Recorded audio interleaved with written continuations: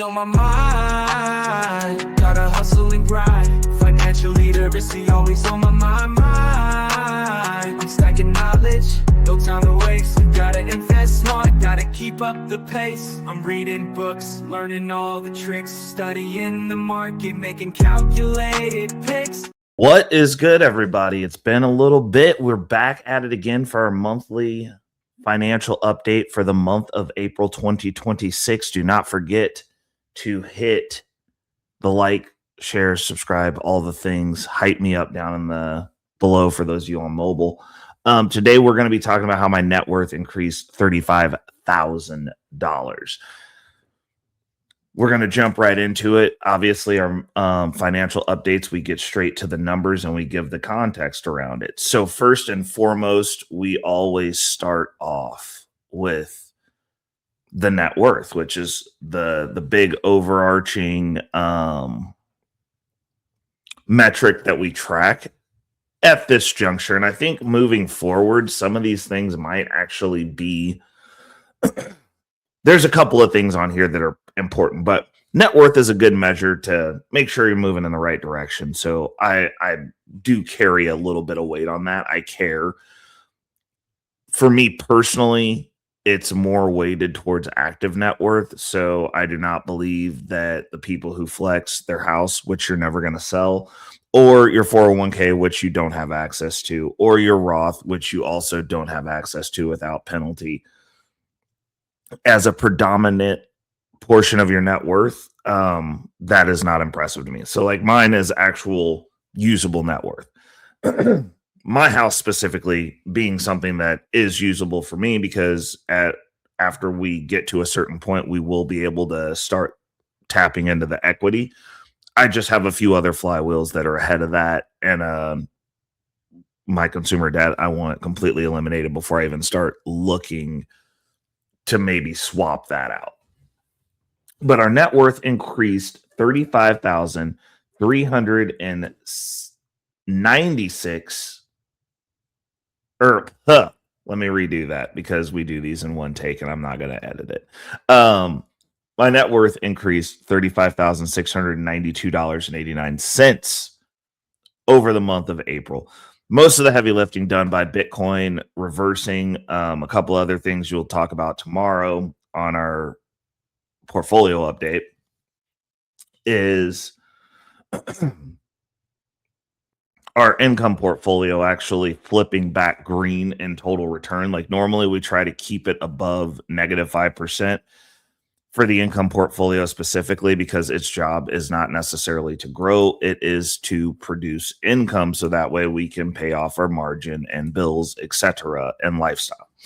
The market turned around a little bit. We got like a little end of the month pump going into this month of May. And it helped a lot. Bitcoin went up, stocks went up, everything that I'm touching went up. Asset holders are making a killing. Bitcoin treasuries went up more than Bitcoin. Things are looking good. The system works, the process is in place. So that's what did most of the heavy lifting. If Bitcoin moves, I move. We've started prioritizing the amplified Bitcoin exposure, which I'm very happy for. And yeah, you know, we're making some good headway, and I'm happy with the results.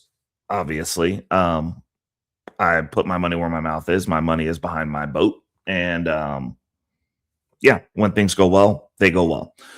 So that puts the net worth. Hold on, I'm actually going to look for that screen now so I can give an accurate number. Our net worth bounced from, and the $35,000, we're back above $250,000 in net worth in the positive, which obviously I know that ain't much, but everything matters and everybody starts somewhere. We went from $216,424.80 in the month of March to $252,117.69 ending out the month of April. So that's exactly the exact numbers and where that jump came from. Now, moving on to the next thing is our percentage saved, which at this juncture, while I'm still in the workforce, while we're still trucking away at our FIRE goal, financially independent, retired early, is a metric that matters for working class people. Me being working class people also, it matters to me right now. This month we put away, or actually better yet, put to work, because for me, savings means getting into the market. I do not save cash. I have over a year's worth of emergency fund that's actually working and producing money. So I'd rather have that than the security of some money in the bank to not doing. I don't believe in that. I don't believe in it. My emergency fund, I guess if I was looking at like the lowest volatility, is what I've got in Stretch. And as far as that portion of the income portfolio, we are not quite at a month yet, but we have all my money's working at all times. So, we have multiple flywheels. We live out of the brokerage. I'd prefer to do that than what the standard prescription for most Americans are, because that is, in the inflationary environment that we have right now, you can buy less gas now than you could last month. You could buy less gas now than you could last week, technically speaking, because where I live, gas went up 40 cents yesterday. That's when I had to buy gas. I normally buy my gas, 2 days ago. I normally buy my gas on Fridays, and I glance over at the gas prices. It's not something that I really worry about. But when I went to go get gas, it was 40 cents more than the day prior when I was looking at the gas price. So, for those of you who are saving cash, well, you can buy an order of magnitude less gas. Like 40-cent jump is kind of a big deal. The other thing that happened, my portfolio went up. The money that I have working went up. Also, that money produces income, so I don't have to sell it. So for me, stagnant savings, your savings account, I've got 3 months in cash. That is not impressive to me. I have all my money working at all times, producing some form of money. The worst it gets for me is my Stretch holding, which gets at least 2x what you're getting in your money market or savings account. It's just not even comparable. So, I can stomach the 40 cents. Can you? Something you might want to marinate on. And if so, you might want to update your prescriptions and your strategy on how you're holding money when stuff is getting orders of magnitude more expensive and outpacing what your savings or money market account are giving you. Just saying. Which brings us to our next piece, our next metric, which is the total saved. So that gave us a total saved of $9,829, which did you invest $9,829 this month? I don't know. Most people do the bare minimum. If that, you guys are getting your company match, you're saving 5%. I invest everything. I live a fully invested lifestyle. And it's just different. I'm front loading all my investments. You're investing what's left. I invest everything and then pay the bills out of what's left. Actually, it's not even what's left. It's out of the margin on my income portfolio. And then the income pays down the margin, and then we rinse and repeat. And what this does is it keeps my asset base constantly growing at a faster clip. And eventually the income generated from the income portfolio overtakes what your take home is at work, which it has. And, you have options on what you do. You can do what you want to do. You can wear your body down how you choose to. You can engage in activities you want to. You can take jobs based on value sets. You're not just showing up for a check because this person gets to believe that they're doing you a favor by having you come make them money so that they can go on vacation every other month. There's decisions that you get to make. You get to live your values at that point because you have freedom. So the total save, that's awesome. You know, I like being able to look back and see after the dust settles, be like, oh, this is how much money I invested this month. This is how much I got put to work to go make more money so that I'm myself making money. So like at this point, now that I'm making over my take home from my career, I'm a 2 income earner myself. Like me personally, I have 2 solid incomes coming in alone, which means, you know, you're free from things like having to be in a relationship because you can't afford to pay for your rent, having to live in circumstances that you don't like because you don't make enough money. You're in a relationship because you can't afford to live at your place by yourself. That's crazy talk to me. That's not an actual decision. Like that's like a survival decision. And we're trying not to have to make survival decisions because generally speaking, they're not good and they don't work out in your favor most of the time. The next thing that we're going to look at, and actually I'm going to switch these around because this would make more sense doing it the other way. So next month, income will come before our total saved. This month's total income, which is everything that came in, we were at $10,257.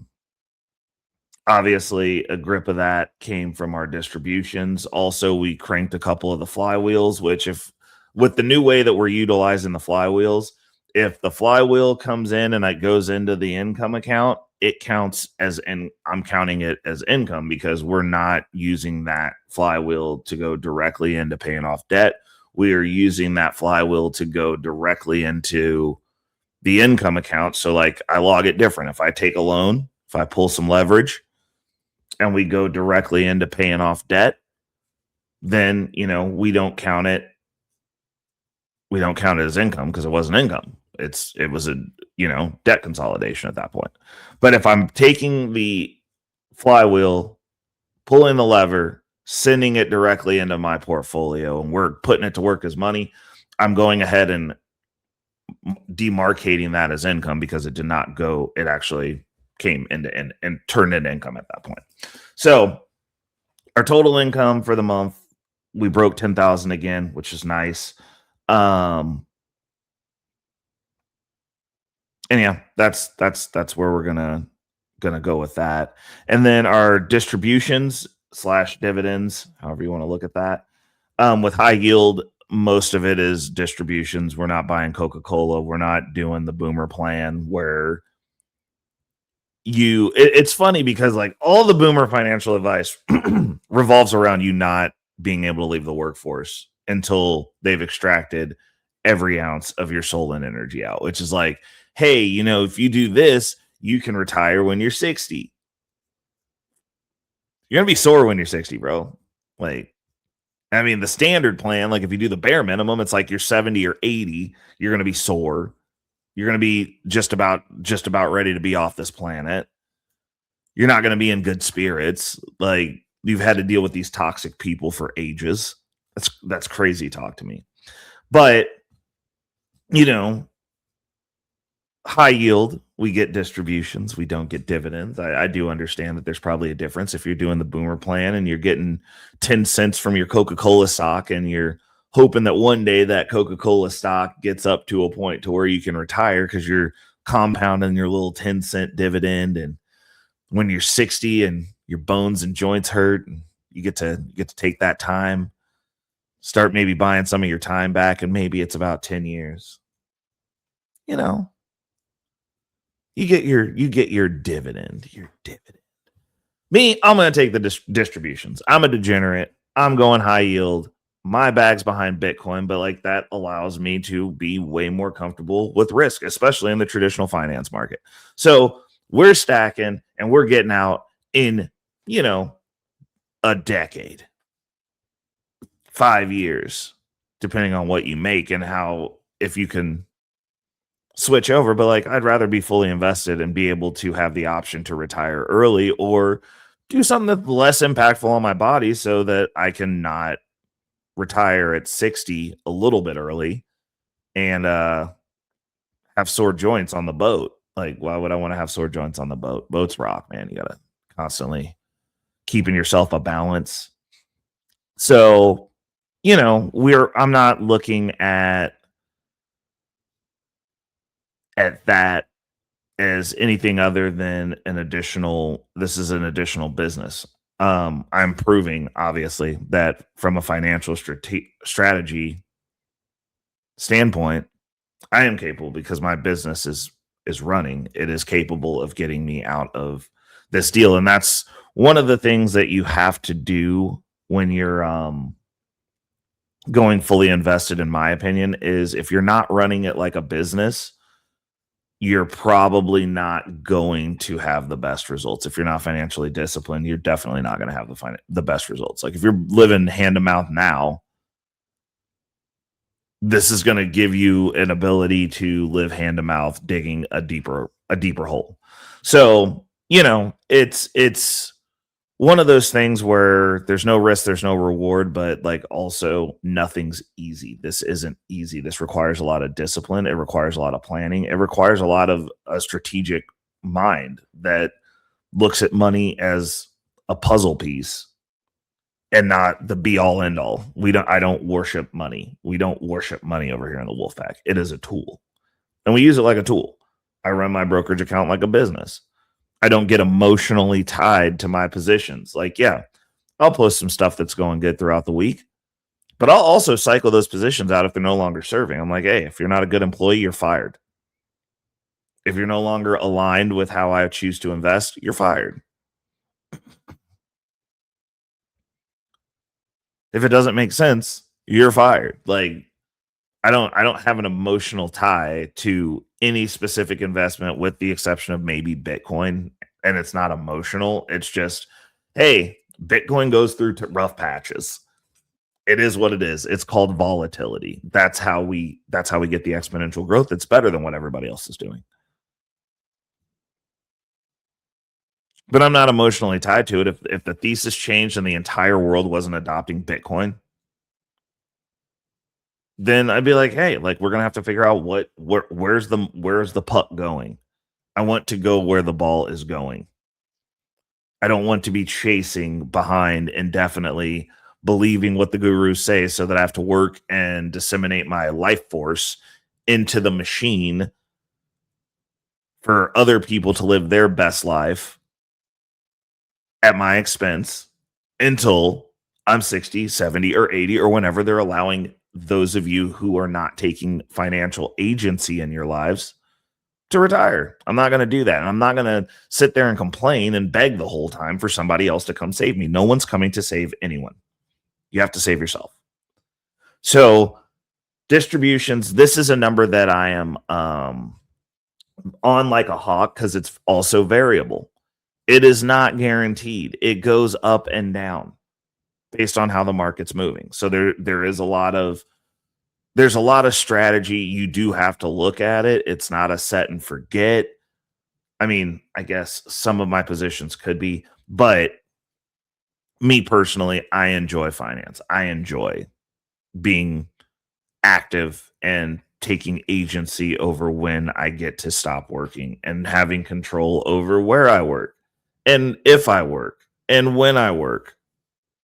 Oh, and how much I'm going to be compensated if I'm going to show up for work. I like having a say in those things. I'm not just taking what people are giving me anymore. I don't have to. I can now afford to fail.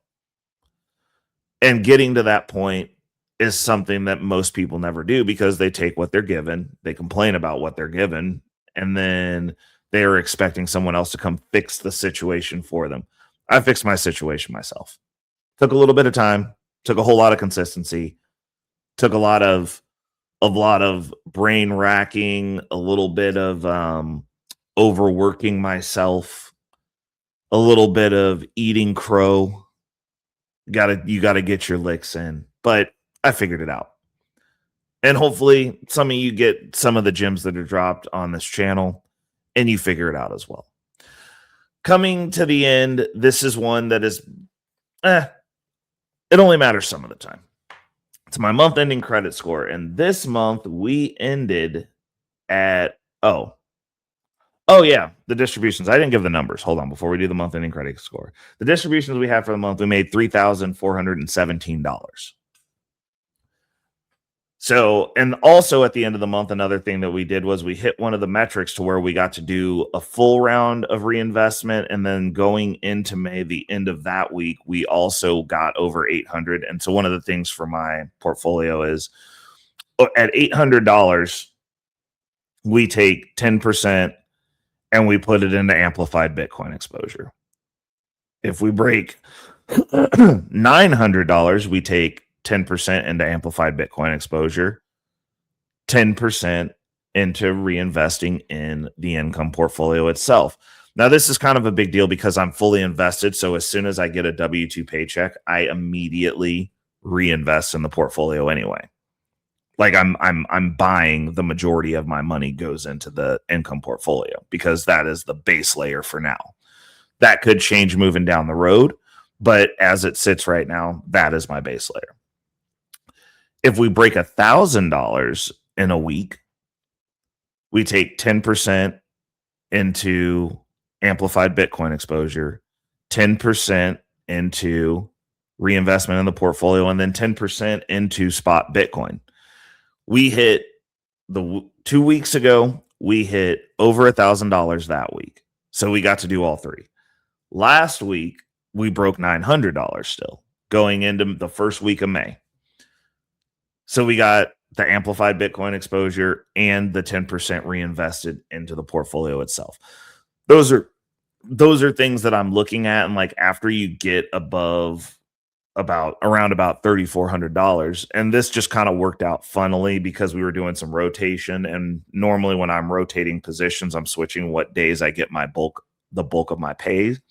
So we got a little bit extra, but the way that that's projected out moving forward, if we keep trending the way that we are, and obviously it's going to be volatile, so we're going to go back down, we're going to go back up. Like it just is what it is. I'm ready for it. But as we're doing that pendulum swing, we're projecting out, and like if I'm at $4,000 a month, that's basically I get to hit all three every week, which is pretty exciting. So bringing us forward, we got the month ending credit score. We dropped down to 659. Now we're below 700 because we're using the credit. We used a little bit more credit. Those debt consolidation rotations came into play. And the credit utilization did go up.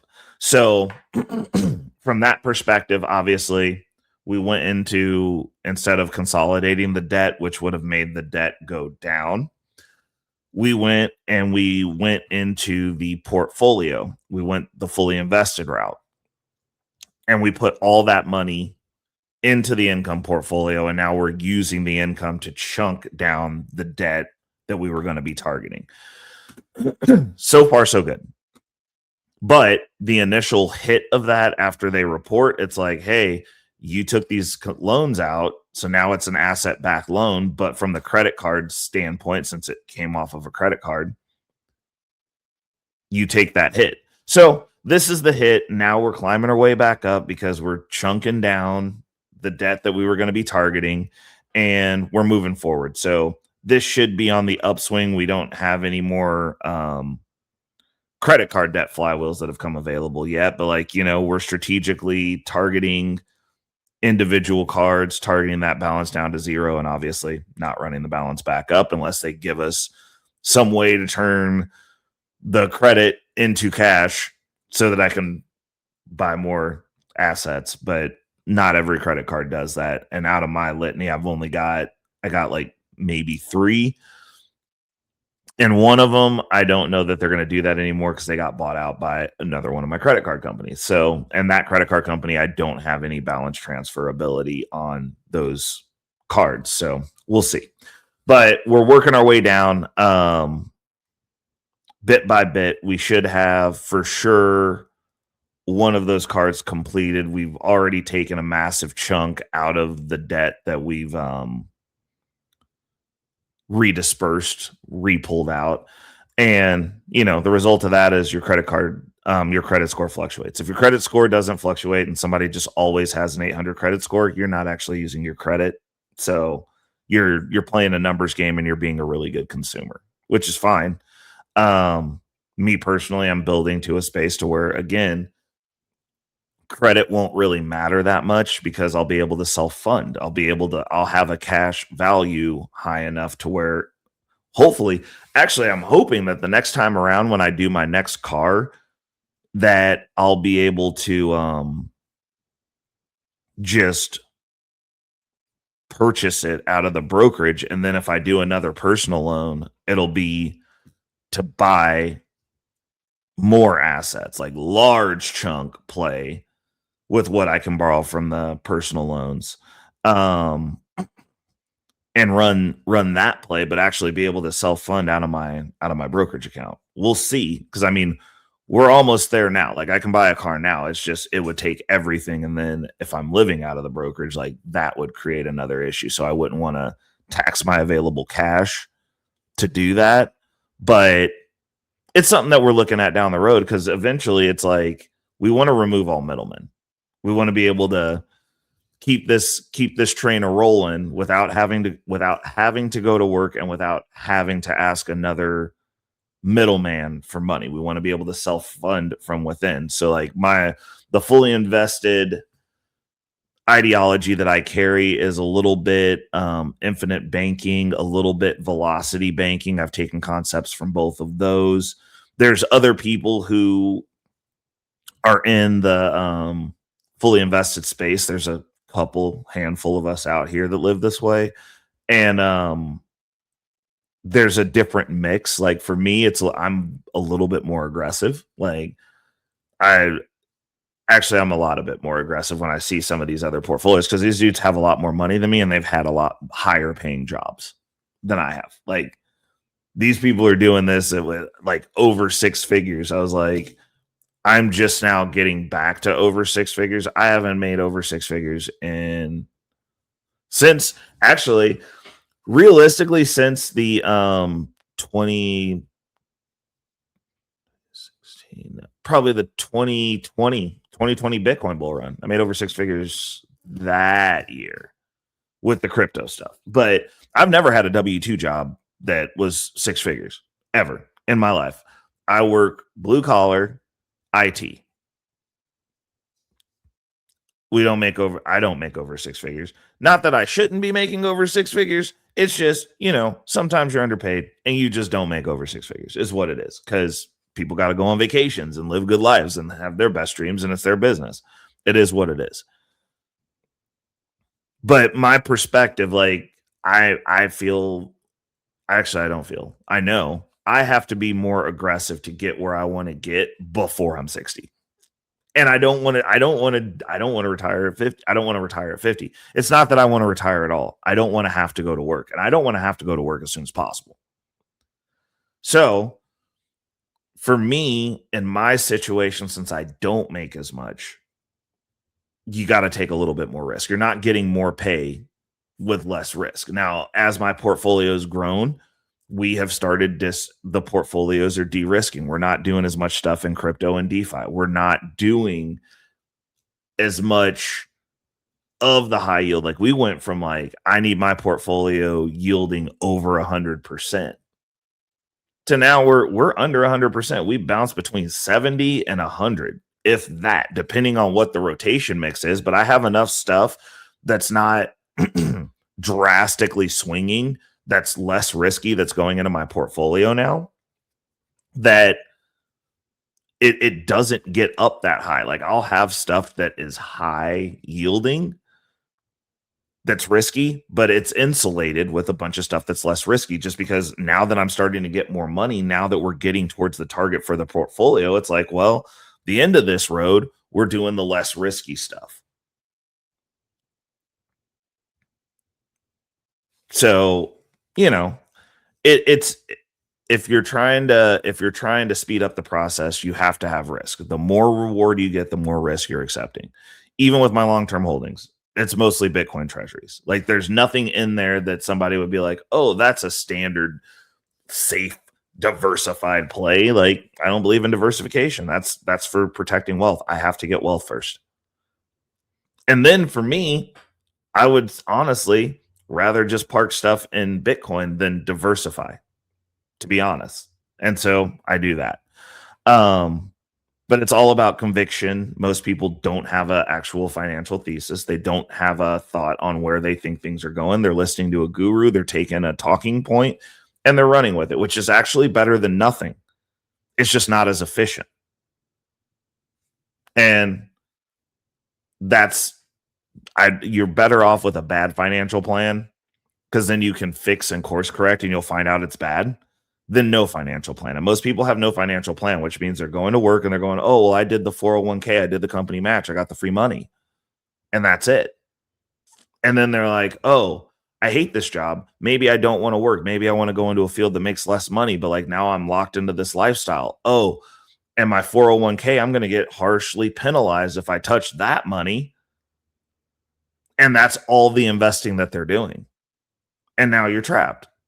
You're trapped in the matrix. You're trapped in the financial system you have on the golden handcuffs. You're rich in net worth, but you can't access any of it. You're not going to sell your house and downgrade because, gosh, what are people going to think if I downgrade and get a smaller house? They're going to think you're on hard times. Oh, well, I can't not have the latest, greatest car. I got to go flex on these people because I got to look good for those people that don't care about you, that aren't looking at you. Oh, I did the 401k thing, but again, that is wealth that keeps you in the system till they allow you to leave it, or you're getting penalized. Here we are. So, however you want to carve that up, it's just something to think on. And for those of us who are actually trying to retire early, who are aspiring towards a FIRE-esque lifestyle, me personally, I'm aspiring for a lifestyle with options. It's not that I don't want to go to work. I just don't want to have to. The have to part actually makes everything exponentially worse, especially when you work at a place or for people, which is most places and people that are leveraging that, and they know that. And they're like, I'll treat you however I want because you got to be here. Oh, the news today said it's like, I think some of these business owners honestly look at the news and they're like, oh, it's hard for people to get jobs. And they think that it's everyone. And like, even if you're in an industry where it's not, and there's not a lot of people who do what you do, they think, oh, well, you have to be here. I don't have to give you a raise. I don't have to treat you well. I don't have to talk to you like you're a normal human being. And they just run with it. And then we sit here and we wonder why people don't want to participate. Men are no longer wanting to go to work. And I'm like, yeah, we're not, like, no one wants to go to, why would you want to go to work to be treated like a slave by somebody who actually thinks you are one? Why? Why would you want to go to work to not be compensated appropriately for your time? Like, you could be doing something else that you want to do. Like me personally, I want to go to the skate park. Like, I could be at the skate park. Like, if you're not going to pay me to be here, if you're not going to pay me appropriately to be here, I could go be skating. I could be outside. I could be in the sun. I could be in community. I could be enjoying myself around other people enjoying themselves, that are happy, that are working through something hard, that are learning how to do something. I could be helping my friends fulfill their dreams. I could be doing anything else. But no, you think I have to be here because I decided to buy a house so that I don't have to pay 25% more in rent every year until I die. Like, no, I'll just figure out a way to pay for the house. I'll figure out a way to not be here. I'll figure out a way to do it on my own. I'll be able to do it sustainably. I'm not going to have, and like, it's at the point now to where it's like, I wouldn't even want to own a business that had employees at this point. Like, that's how sour of a taste it's left in my mouth. Like, I don't even want to lead other people because A, most of these people are out here just running around broken. B, everyone just wants to make it a us versus them thing because they don't want to figure stuff out for themselves. And like, I'm like, I just don't want to participate in it at all. And like, we live in an age now where hate to say it, with AI, you can make a one-man band.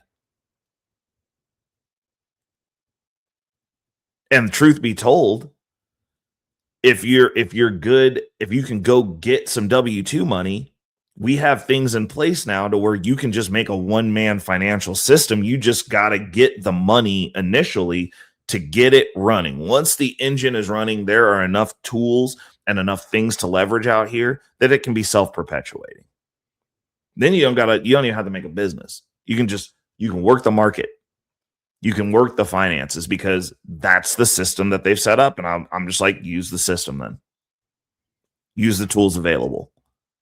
Because I don't personally see the worth in continuing to participate in systems, businesses, and supporting these things where somebody is benefiting by treating other people poorly. And I think there needs to be a revolt, a laborable revolt in that fashion, to where if you're not capable of leading people, if you're not capable of treating them well, or at least compensating them for the level of dickhead you are, that could also be an option. You just pay better. You want to be an ass? Pay for it. But there needs to be a consequence. And the consequence is those of us who are intelligent, those of us who are capable, because I do think, and I know most jobs that I've had, I'd say darn near all of them, I've been underutilized. It's under my cognitive ability. And and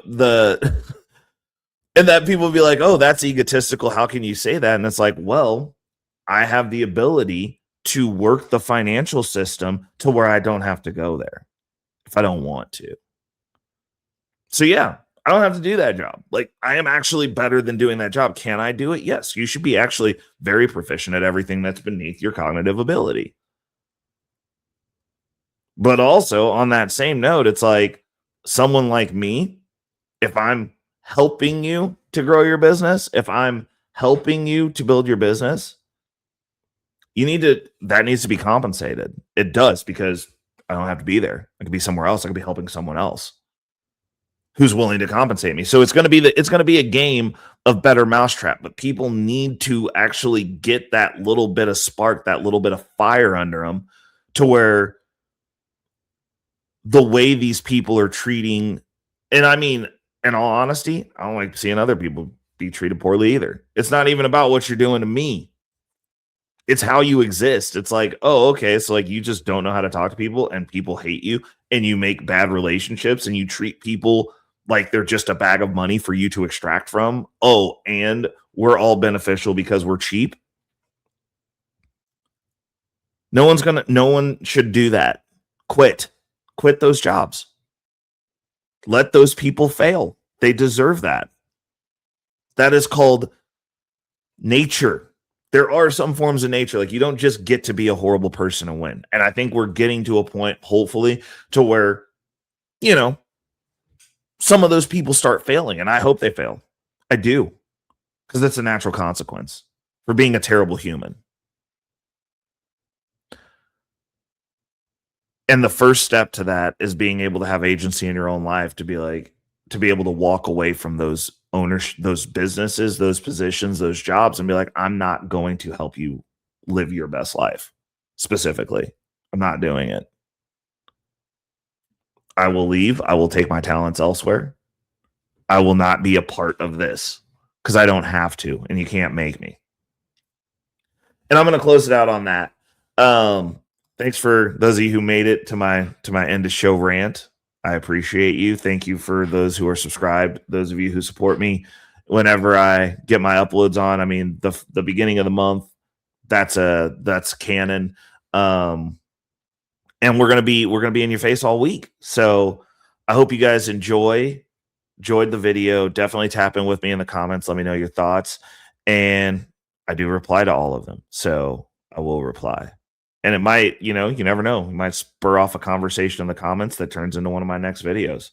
So till next month, this has been the financial update for April 2026, me covering how my net worth increased $35,000. The channel is Future Financial Strategies. It's your boy, Reckless Ray Dinero. And until next month, I'm out. Peace. Money on my mind. Yeah. Focus, got no time for games. Nah. I don't play, man, I'm all about that financial literacy. Investing in my future, building generational wealth. Dollar bills, they be calling my name, but I ain't chasing fame, I'm chasing change. Learn the game, now I'm playing it smart. Putting my money to work, it's an art. I'm stacking paper, building my own empire. No more living check to check, I'm getting higher. Investing in stocks, real estate, and more. Gotta secure the bag, that's what I came for.